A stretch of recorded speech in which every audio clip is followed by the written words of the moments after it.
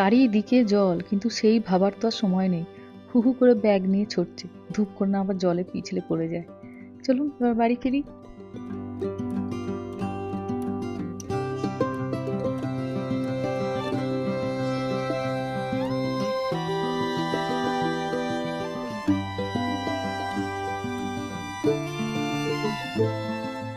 চলে এসেছি বাড়িতে। এবার আবার এক কাপ চা নেবো আর বসবো এবার ফোনটা নিয়ে। দেশে ফোন, মা বাবা সবাই অপেক্ষা করছে। সকাল এখন 11টা।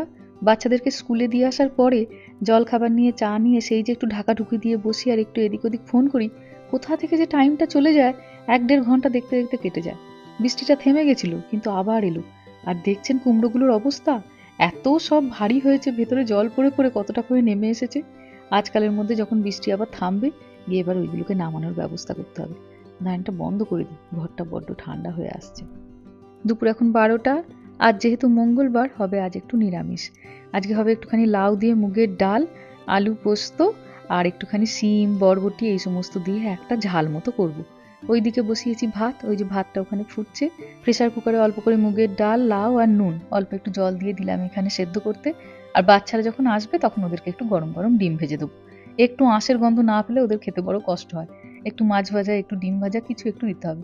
ফ্রিজে ছিল অল্প একটুখানি বাঁধাকপি, রান্না করলে একজনের মতো হবে, তাই তাকে আর আলাদা করে তো রান্না করা গেল না।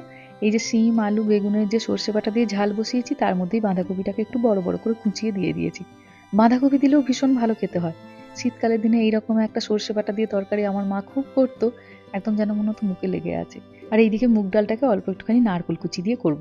নারকেল কুচি আর জিরে ফোড়ন দিয়েছি, অল্প একটুখানি মশলা কষিয়ে নিয়ে ডালটা ঢেলে দেবো। যাই হোক, চলুন ধীরে সুস্থে রান্নাটা শেষ করি, তারপর বাচ্চাদের নিয়ে আসবো। পাখি ছানা দুটো ঘরে আসার পরে তারপর আবার শুরু হবে অন্য রকমের ব্যস্ততা। তাদের হোমওয়ার্ক, তাদের স্কুলে কি হলো, দিনটা তাদের কেমন গেল, নানা রকমের খোঁজ খবর। অল্প একটুখানি চিনিও যোগ করলাম। যাই হোক, চলুন ভিডিওটাও তাহলে আজকে এখানেই শেষ করছি। সবাই ভালো থাকবেন, সুস্থ থাকবেন, সাবধানে থাকবেন। আর ব্লগটা কেমন লাগলো সেটা আমাকে অবশ্যই কমেন্টে জানাবেন। ভালো লাগলে একটা লাইক করে দেবেন। সবাই ভালো থাকবেন, সুস্থ থাকবেন, সাবধানে থাকবেন। দেখা হবে খুব শিগগিরই পরের একটা ব্লগে।